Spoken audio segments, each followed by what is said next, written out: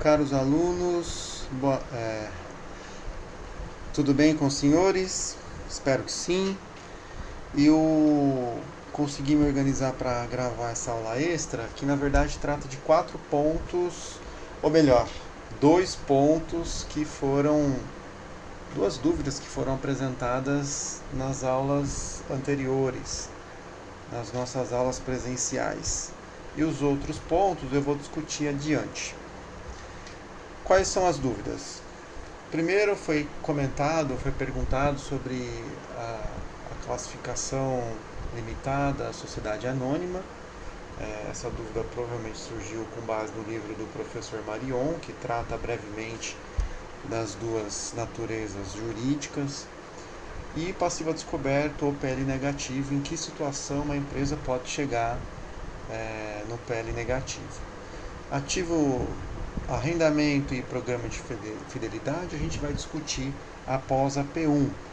Arrendamento, pois, é um assunto mais relacionado à aula de imobilizado, é um assunto que está reservado para ativo não circulante. E programa de fidelidade, para a gente não carregar a primeira parte da disciplina, eu vou falar na segunda. Tudo bem? Mas eu estou registrando que eu não esqueci das dúvidas e em breve eu respondo completamente. Bom, a primeira, com relação à comparação entre limitadas e sociedades anônimas, o primeiro ponto que eu gostaria de destacar é a sua leitura. Faça uma pesquisa, faça uma leitura do Código Civil Brasileiro. Na internet você vai encontrar muito material. A internet é rica em relação a comparações, avaliações, opiniões. Mas leia primeiro, vá no texto base, no material que é 100% confiável. Depois você vai consultar outra literatura, outros textos, livros. Além de estudar o Código Civil Brasileiro, para você estudar a parte de regulamentação de uma SA, você tem que ler a Lei 6.404, ou pelo menos estudar os principais pontos, para entender a estrutura ou como uma sociedade por ação é constituída. Então, leitura básica é Código Civil Brasileiro, a parte que se refere a SA e uma sociedade limitada, e a Lei 6.404, que é voltada só para SA. Tudo bem? Com relação à sociedade limitada, você tem o seu capital social dividido em cotas de capital, e normalmente esse capital social aparece em um documento chamado contrato social, e o contrato social é como se fosse uma certidão de nascimento da empresa. Tem as características, responsabilidades, enfim. Em relação à parte de organização, a parte de responsabilidades, você vai encontrar no contrato social. Eu convido os senhores a fazer uma pesquisa na internet e pesquisar por modelos de contrato social. Vocês vão encontrar provavelmente algum exemplo ou algum modelo, tá? Mas é bem simples. Imagine, por exemplo, que uma empresa tem um capital social formado em R$ 5.000. Esse é o capital social da empresa. E vamos imaginar que uma cota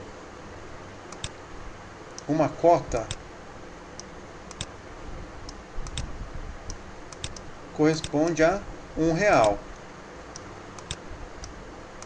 Então, obviamente, nesse contrato social você vai encontrar 5.000 cotas que podem ser distribuídas de acordo com a participação de cada sócio no capital social da empresa. Então, por exemplo, se a sociedade limitada é formada por 2 sócios e cada um entrou com R$ 2.500, então um sócio vai receber 2.500 cotas e o outro sócio 2.500 cotas. Eles dividem integralmente as responsabilidades, as decisões, as obrigações dessa empresa.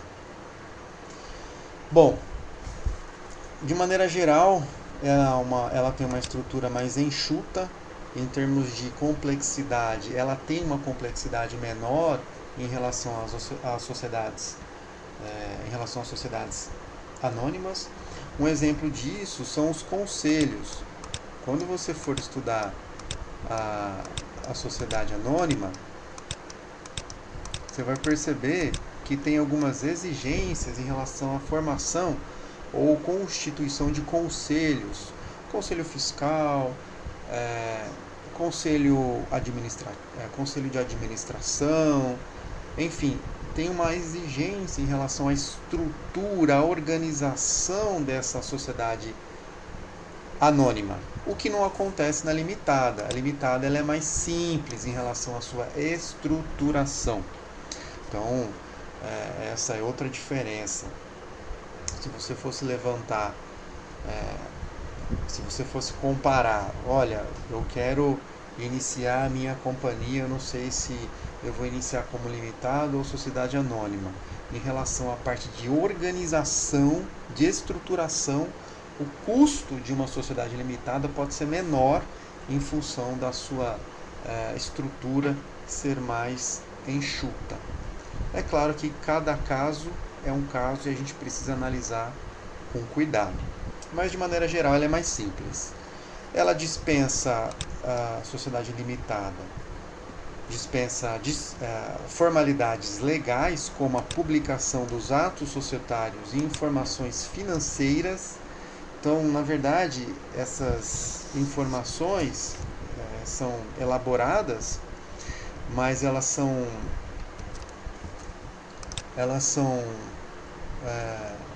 registradas junto à JUSESP, que é a Junta Comercial do Estado de São Paulo. Depois você pode entrar no endereço institucional.jusesp.sp.gov.br para ler mais sobre as exigências ou então a parte normativa. Por exemplo, aqui no site da JUSESP eu entrei na seção de registro de livros. Vou aumentar para vocês visualizarem melhor, mas trata sobre instruções normativas, sobre autenticação de livros contábeis, fiscais e societários que essas empresas devem disponibilizar. Então tem mais algumas informações sobre o que uma limitada deve disponibilizar, deve apresentar, seguindo o que é exigido pelo Código Civil. Tudo bem? Bom, então de maneira geral, os custos, por não ser necessário, não é obrigado, uma limitada não é obrigada a divulgar suas demonstrações contábeis em jornais de grande circulação, no diário oficial. Então normalmente ela tem custos reduzidos, não é? O que acaba facilitando a estruturação e a formação de uma sociedade limitada. Já falei sobre a organização, ela dispõe de maior liberdade em relação à sociedade anônima, então é uma estrutura mais simplificada. A sociedade anônima, diferentemente, você vai encontrar o capital social formado e dividido em ações, né? Vai ter o capital social? Vai, claro, mas nesse caso ele vai estar dividido em ações. E se você está tratando de uma companhia aberta, como a Petrobras, Natura, Vale, São Martinho, essas ações, como eu já falei em sala de aula, elas podem ser negociadas na bolsa de valores, no mercado de ações. Tudo bem? A de capital fechado, você vai encontrar a mesma formação, você vai encontrar o capital social dividido em ações, mas, diferentemente da empresa de capital aberto, nesse caso você não encontra negociação em mercado. O documento correspondente, no caso de sociedade anônima, é o estatuto social. Então, vejam, na sociedade limitada você tem um contrato social. Na sociedade anônima, a certidão de nascimento é o estatuto social. E o capital social vai aparecer o valor nominal, com o valor nominal ou não das ações e com outras características, outras determinações de acordo com o que foi exigido e deliberado pelos sócios. Eu já comentei sobre a Lei das Sociedades Anônimas, que é a Lei 6.404. Então, se você quer entender mais sobre a estrutura de uma SA, eu convido os senhores a passar os olhos, a ler a Lei 6.404, que tem vários capítulos. Então, eu vou aumentar um pouco, vou passar rapidamente por alguns capítulos. Então, fala sobre características e natureza da companhia. Então, veja, ela terá o seu capital dividido em ações, a responsabilidade do sócio será limitada ao preço de emissão das ações subscritas ou adquiridas, pode ser objeto de companhia qualquer empresa de fim lucrativo, enfim, fala-se sobre denominação, fala-se sobre as companhias aberta e fechada. Então a gente vai encontrar algumas diferenças e a norma fala sobre essas diferenças. Na seção 1 do capítulo 2 fala sobre a fixação no estatuto, a moeda, nesse caso moeda nacional.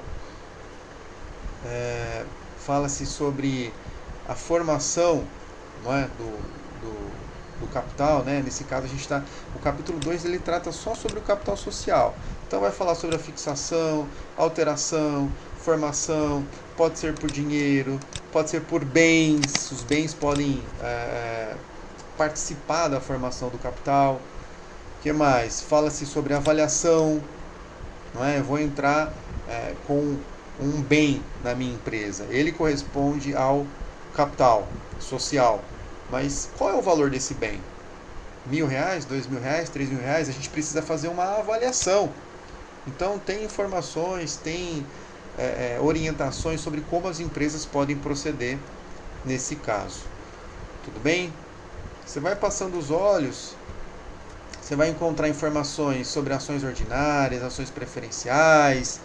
Você vai falar nos próximos capítulos ou sessões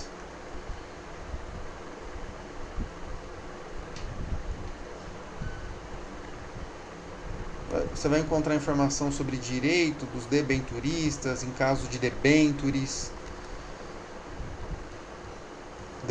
conversíveis em ações. Debênture é um título de dívida. Então tem assuntos mais específicos que talvez a gente ainda não tenha discutido, mas eu convido os senhores a ler, tentar estudar e, obviamente, se surgir alguma dúvida, a gente pode conversar nas próximas aulas. Mas essas exigências ou essa regulamentação em relação às limitadas, na verdade, elas levam a um incentivo à captação dos recursos. A Lei 6.404 coloca uma lista de demonstrações financeiras ou demonstrações contábeis, as DFs, que devem ser disponibilizadas pelas empresas. E se nós estamos tratando de uma empresa de capital aberto, isso acaba sendo um incentivo para essa empresa ser mais transparente. Ora, espera-se que elas divulguem os seus relatórios contábeis com o objetivo de mostrar para o público investidor e demais interessados como está a saúde financeira daquela empresa. Então, quando eu falo em disclosure, eu estou falando sobre divulgação dessas empresas. Se elas divulgarem e divulgarem de maneira transparente, seguindo as características da qualidade da informação contábil. Essas características estão presentes no framework que a gente já discutiu em aulas anteriores. Framework. O framework ou a estrutura conceitual, eu já gravei uma aula falando brevemente sobre o framework. E lá você vai encontrar as características da qualidade da informação contábil, características que estão presentes ou espera-se que estejam presentes nas DFs, das demonstrações contábeis. Tudo bem? Bom, se elas estiverem presentes, isso pode proporcionar mais segurança aos investidores.